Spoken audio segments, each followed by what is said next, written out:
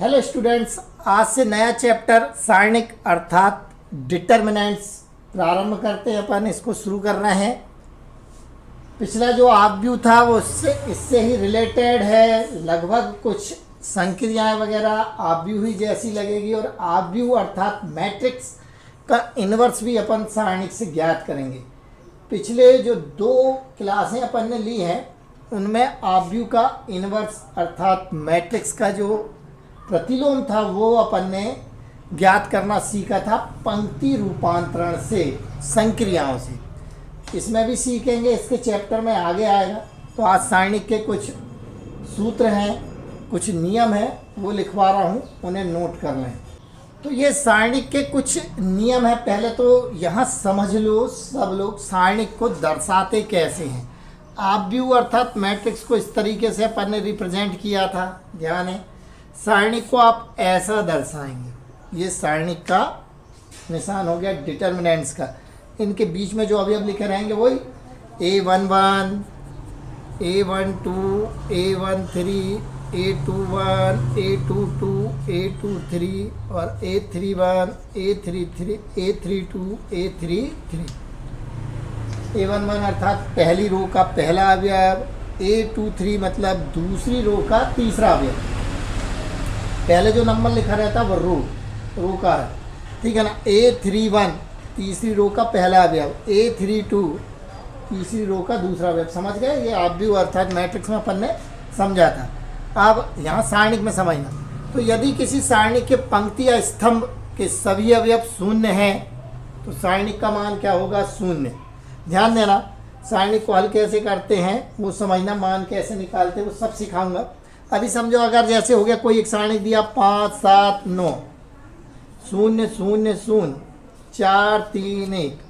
तो देखो ये वाली पंक्ति अर्थात रो जो है इसके सभी अवयव शून्य है, तो सारणिक का मान क्या होगा? शून्य होगा। ठीक है, पहला पॉइंट समझ में आ गया। किसी सारणिक के पंक्ति या स्तंभ के सभी अवयव शून्य। ऐसा ये भी हो सकता है, अगर कोई आपको 5, 7, 0, 3, 4, 0, 1, 5, 0 ऐसा कोई भी सारणिक मिल जाए, इसका मान भी क्या होगा? शून्य होगा। तो पहला नियम समझ में आ गया या नहीं? सूत्र वाली जो कॉपी बनाई उसमें नोट करते चलना। यदि किसी सारणी के पंक्ति या स्तंभ के सभी अवयव शून्य है तो सारणी का मान क्या होगा? शून्य।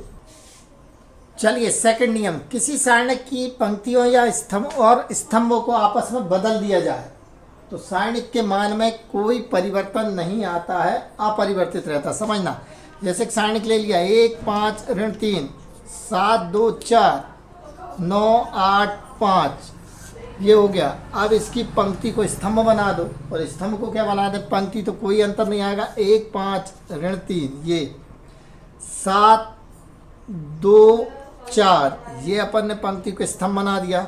9, 8, 5, तो ये सारणिक जो है इसका जो मान आएगा, और ये डेल डैश हो गया। डेल से अपन रिप्रेजेंट करते सारणिक को कैसे दर्शाते? ये डेल्टा से, डेल। तो सारणिक के मान में कोई अंतर नहीं आएगा। थर्ड समझना, सारणी की किन्हीं दो पंक्ति और स्तंभों को आपस में बदल दिया जाए तो केवल क्या परिवर्तित होता है? चिन्ह। देखिए जैसे इसी में देखना, 1, 5, ऋण 3, 7, 2, 4, 9, 8, 5। इसमें अपन क्या करते हैं? 7, 2, 4 को ऊपर कर देते। 7, 2, 4, 1, 5, ऋण 3, 9, 8, 5। तो काय का अंतर आएगा? केवल चिन्ह का। प्लस का था तो ये काय का हो गया माइनस का। समझ में आ गई बात? ये अपन ने इन दो को अर्थात R1 और R2 को आपस में बदल लिया। R2 ऊपर कर दिया और R1 कहाँ कर दिया? नीचे कर दिया। R1 को R2 बना दिया, R2 को R1 बना दिया। समझ में आ गई बात? पहली और दूसरी पंक्तियों को आपस में चेंज कर दिया, तो केवल काय का अंतर आता है? चिन्ह का। चौथा नियम समझना, यदि किसी सारणी की दो पंक्ति या स्तंभ समान है तो सारणी का मान क्या होगा? शून्य होगा। वो इसी नियम से ही रिलेटेड है। जैसे देखो कोई आ गया 1, 5, 7, 3, 2, 4 और फिर आ गया 1, 5, 7। क्योंकि R1 और R3 समान है तो ये सारणिक का मान क्या होगा? शून्य। वो कैसे होगा? जब संक्रिया अगर लगाएं R1 माइनस R3 तो 1 में से 1 गया शून्य, 5 में से 5 गया शून्य, 7 में 7 गया, क्या बचेगा? शून्य। और नियम है यदि किसी सारणिक के पंक्ति या स्तंभ के सभी अवयव शून्य हो, जो पहला नियम समझाया था, तो सारणिक का मान क्या होता? शून्य। तो वो संक्रिया से बच जाते, क्योंकि ये दो समान हो गए R1 और R3, तो डायरेक्ट लिख देंगे क्या होता है? शून्य। तो ये नियम समझ में आया। यदि किसी सारणिक के दो पंक्ति या स्तंभ समान हो तो सारणिक का मान क्या होगा? शून्य। तो ये चारों नियम समझ में आ गए या नहीं? बताओ, आ गए होंगे। इनका यूज होगा सारणिक में, ठीक है। चलिए नेक्स्ट फार्मूला नोट करिए। त्रिभुज दिया है ABC, जिसके निर्देशांक दे दिए x1 y1 x2 y2 x3 y3। तो त्रिभुज का क्षेत्रफल सारणिक से ज्ञात करना, सारणिक विधि से ज्ञात करना। 1/2 सारणिक, ये स्तंभ में x1 x2 x3 y1 y2 y3 1 1 1। जब इस सारणिक को हल कर लेंगे त्रिभुज का क्या निकल आएगा? क्षेत्रफल। यहाँ जो निर्देशांक दिए हैं उन्हें रखने के बाद अभी अपन क्वेश्चन करेंगे तो समझ में आएगा। फिर अव्युत्क्रमणीय या विचित्र मैट्रिक्स, जिसे अपन सिंगुलर मैट्रिक्स कहते हैं, वो क्या होता है? तो एक वर्ग आव्यूह, वर्ग समझ गए ना, अपन मैट्रिक्स में पढ़ के आए थे। पंक्तियों में पंक्तियों की संख्या और स्तंभों की संख्या क्या है? समान। 4 पंक्ति है तो 4 स्तंभ होना चाहिए, 3 पंक्ति है तो 3 स्तंभ। ऐसे वर्ग आव्यूह अव्युत्क्रमणीय अर्थात सिंगुलर मैट्रिक्स कहलाएगा यदि इसके सारणिक का मान क्या हो? 0। कोई आव्यूह दिया, मैंने कहा ना आव्यूह थोड़ा सा सारणिक से क्या है? रिलेटेड है। एक आव्यूह दिया है, वह अव्युत्क्रमणीय अर्थात सिंगुलर होगा कब? उसका सारणिक हल कर लें। आव्यूह को हल नहीं करके अपन सारणिक हल कर लें उन्हीं नंबरों का जो दिया, और वह 0 आ जाए तो कह देंगे ये क्या है? अव्युत्क्रमणीय है, अर्थात इसका इनवर्स नहीं निकाला जा सकता। क्यों नहीं निकाला जा सकता? अभी अपन अगला जब फार्मूला लिखेंगे 7th 8th नंबर पर तो समझ में आ जाएगा कि क्यों नहीं निकाला जा सकता। तो वह कहलाएगा अव्युत्क्रमणीय, इनवर्स नहीं निकाल सकते। अब व्युत्क्रमणीय अर्थात जिसका इनवर्स निकाल सकते, जिसे हम साधारण आव्यूह कहते हैं, अर्थात नॉन सिंगुलर या रेगुलर मैट्रिक्स कहलाएगा। तो एक वर्ग आव्यूह वही व्युत्क्रमणीय होगा, नॉन सिंगुलर अर्थात रेगुलर होगा यदि उसके सारणिक क्या हो? Non zero. सारणिक का मान शून्य ना हो, सारणिक हल करने पर कुछ ना कुछ मान आए, वैल्यू आए, तो वह क्या होगा? व्युत्क्रमणीय। अगला फार्मूला नोट करना, 8th नंबर आव्यूह का व्युत्क्रम या व्युत्क्रमणीय आव्यूह क्या होता है? A inverse. व्युत्क्रम निकाल रहा है अर्थात व्युत्क्रमणीय आव्यूह बराबर एडजॉइन ए बटे सारणी के।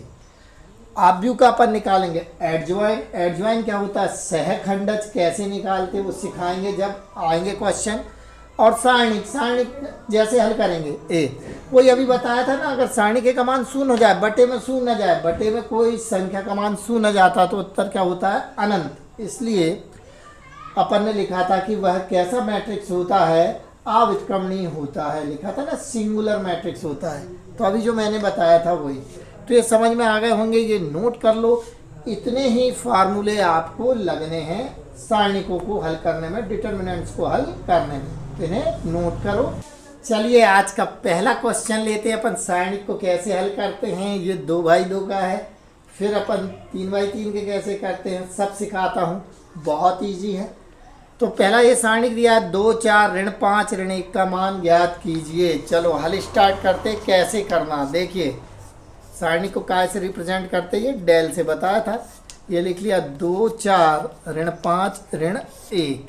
हल करने का तरीका क्या है? इसका इसमें गुणा करते हैं, बीच में फिर माइनस का निशान लगाते हैं और इसका इसमें। तो देखो ऐसा, इस तरीके से चलना है आपको। ये ऐसा, ये क्रॉस गुणा जो करते हैं ना, ऐसा। तो देखो 2 गुणित कितना आ गया? ऋण का 1। 2 गुणित कितना हुआ? ऋण 1। बीच में काय का निशान लगाना अपन को? माइनस का। ठीक, समझ में आ गई बात? इसका इसमें गुणा, तो ऋण 5 का काय में गुणा हो गया ये 4 में। बोलो ये समझ में आ गया या नहीं? इसका इसमें गुणा तो 2 का गुणा ऋण 1 में, फिर बीच में माइनस का साइन लगाना है। फिर ये ऋण 5 का गुणा काय में करना है अपन को? ये 4 में। डायरेक्ट भी कर सकते हैं, जब अपन बहुत सारे सवाल कर चुके होंगे तो डायरेक्ट बनने लगेंगे, तो फिर डायरेक्ट करना है, ठीक है ना। अभी ऐसे करना है, फिर डायरेक्ट ही करना है इनको। तो धन में ऋण का गुणा ऋण, 2 एकम क्या हो गया? 2। ऋण में ऋण का गुणा क्या बन गया? धन। तो यहाँ धन लग चुका, और 5 चौके क्या हो गया? 20। असमान चिन्ह हो गए, पता है ना, असमान घटा देते, बड़ी वाली संख्या जो रहती है उसका चिन्ह लगा देते हैं। तो 20 में से 2 गए, कितने बचे 18 धन के, शुरू में धन लिखते नहीं। ये इसका आंसर हो गया। बोलो ये समझ में आया या नहीं? बहुत ही इजी क्वेश्चन है, नोट कर लो इसको, ठीक, नोट करो।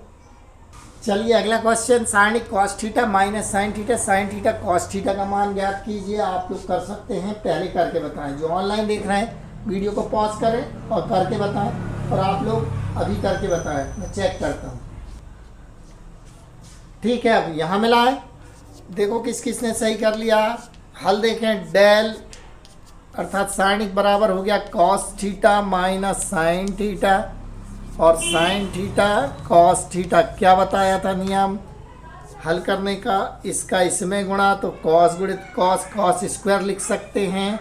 मैं एक स्टेप बढ़ा दे रहा हूँ, आप लोग डायरेक्ट कर सकते हैं। कॉस थीटा का कॉस थीटा, फिर बीच में काय का निशान माइनस का, साइन थीटा में माइनस साइन थीटा का गुणा, sine theta minus sine theta. ठीक है, ये हो गया cos cos cos square theta. Direct भी कर सकते हैं आप ये वाली स्टेप। माइनस में माइनस का मल्टीप्लाई हो गया, क्या बन गया प्लस, साइन गुणित साइन क्या हो गया साइन वर्ग थीटा। किस किसने कर लिया था, किया था ना ये। अब देखो फार्मूला लग गया, साइन वर्ग थीटा धन कॉस वर्ग थीटा बराबर क्या होता है 1, पढ़ा है ना ये 10th में। तो ये आ गया 1 और ये हो गया इसका आंसर। तो ये बन गया होगा, कर लिया सबने, ठीक है। नोट कर लो जिनसे नहीं बना। चलिए अगला क्वेश्चन लेते हैं, सारणिक 1 ओमेगा माइनस ओमेगा, ओमेगा का मान ज्ञात कीजिए। बहुत सरल है, आप लोग भी कर सकते हैं और करके देख लेना इसको। चलिए मैं बता रहा हूँ इसको। ये हो गया 1 ओमेगा माइनस ओमेगा, ओमेगा क्या करना अपन को, इसका इसमें गुणा, 1 का ओमेगा में गुणा, क्या बन जाएगा ओमेगा। अब डायरेक्ट कर रहे हैं अपन, ठीक है ना, बीच में माइनस का निशान, माइनस ओमेगा और ये ओमेगा मिलके बन गया माइनस ओमेगा स्क्वायर। बोलो आया ये समझ में। ऋण में ऋण का गुणा क्या बन जाएगा धन ओमेगा प्लस ओमेगा स्क्वायर। अब देखो अपने पास सूत्र मैंने पहले कभी लिखवाया था किसी क्लास में, सूत्र कापी में देखना, 1 धन ओमेगा स्क्वायर बराबर क्या होता है 0। जब अपन ने मैट्रिक्स सॉल्व किए आप भी, तब मैंने ये फार्मूला लिखवाया है, क्वेश्चन भी कराया। तो ओमेगा प्लस ओमेगा स्क्वायर की वैल्यू क्या हो जाएगी, देखो जरा, ये 1 उस तरफ चला जाएगा तो 0 माइनस 1 उस तरफ जाके माइनस बन जाएगा। तो ओमेगा प्लस ओमेगा स्क्वायर हो गया -1 और ये इसका आ गया आंसर। तो बनेगा नहीं आप लोगों से, ठीक। चलिए नोट कर लीजिए फटाफट। चलिए नेक्स्ट क्वेश्चन, ये दिया सारणिक -6 to 3m बराबर में क्या दे दी वैल्यू 12, तो m का मान ज्ञात कीजिए। बहुत सरल है, उसी तरीके से करना है जो अभी बताया। क्या दिया है आपको -6 to 3m बराबर क्या दे दिया 12। यहाँ पे क्या वैल्यू आएगी, अभी वैल्यू दी रहती थी, अपन सारणिक सॉल्व करने के बाद हल निकाल लेते थे, वो उत्तर आ जाता था। इस बार उत्तर बराबर में दे दिया, एक वैल्यू गायब है, इसे फाइंड करना। तो इस तरफ सारणिक हल कर लो। क्या तरीका बताया, ऐसा गुणा माइनस लगाकर ऐसा गुणा, तो ये हो गया ऋण का 6m, ऋण 3 दूनी कितना हो गया 6। ये हल समझ में आया कि नहीं। सारणिक हल करने का तरीका क्या बताया, ऐसा गुणा, ऋण लगाकर ऐसा गुणा, तो ऋण 6 का m में ऋण 6 और 3 दूनी क्या हो गया 6, बीच में काय का निशान रहता है ऋण का, बराबर क्या हो गया 12। हल कर लो, ये उस तरफ ले चलो, ऋण का 6m बराबर 12 धन 6 आया ये समझ में। एक से जात वाले एक तरफ, ये अंक था ये भी अंक पहले एक तरफ करना। फिर ऋण का 6m बराबर कितने हो गए 12 और 6 कितने बन गए 18। फिर ये भी अंक हो गया, ये m के साथ कायम है गुणा में, जिसका मान ज्ञात करना रहता है उसको अकेला छोड़ना, सीधी बात, उसको अलोन कर दो बिल्कुल अकेला। तो इसको अपन अकेला करने वाले हैं। तो अब ये -6 को इस तरफ लेके जाएंगे तो m के साथ ये कायम है गुणा में, गुणा की संख्या कायम में जाती है बटे में, ध्यान रखना। तो m बराबर 18 ऋण 6, काट दो इसको, 6 दिया क्या होगा 18, m बराबर कितना आ गया ऋण का 3। तो ये समझ में आ गया होगा, ये इसका हो गया आंसर। बहुत सरल है ना, सीधे सीधे समीकरण हल करना है, ठीक है। नोट करो इसको। चलिए तो ये कुछ क्वेश्चन आपके होमवर्क हैं। ये पहला क्वेश्चन बहुत ही जी आसानी से बनेगा। कि दूसरा वाला देखो कैसे सॉल्व करोगे, इस तरफ का सारणिक हल करना और इस तरफ का। तो ये हो जाएगा 2x वर्ग ऋण के 15, ऐसा गुणा ऋण लगा के ऐसा, ये हो जाएगा 15 ऋण के 20 यानी धन के 20 हो जाएंगे। तो 15 धन 20 कितना बनेगा 35 इस तरफ, और इधर 2x वर्ग ऋण 15, 15 इस तरफ कर लेना, पक्षांतर करना, हल करना, x का मान आएगा धन ऋण कितना आएगा 15, क्योंकि 2x वर्ग है, x वर्ग को हल करेंगे तो करनी लगेगी, और जब भी करनी हटाते हैं अर्थात वर्गमूल हटाते हैं तो धन ऋण लगाते, ठीक है, बन जाएगा।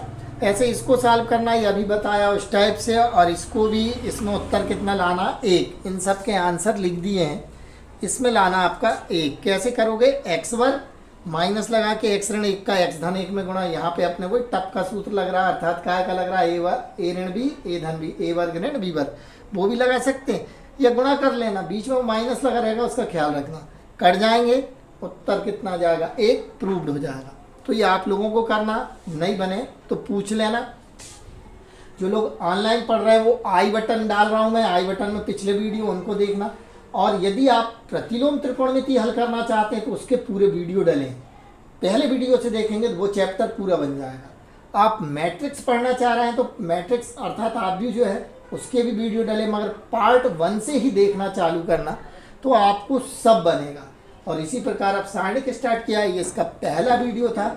आपको यदि सारणिक करना तो पहले ही वीडियो से देखना, प्रथम पार्ट से देखोगे तो सारे क्वेश्चन आपसे बनेंगे आसानी से, ठीक है। और ऑफलाइन वाले अपनी कॉपी में देखते जाना।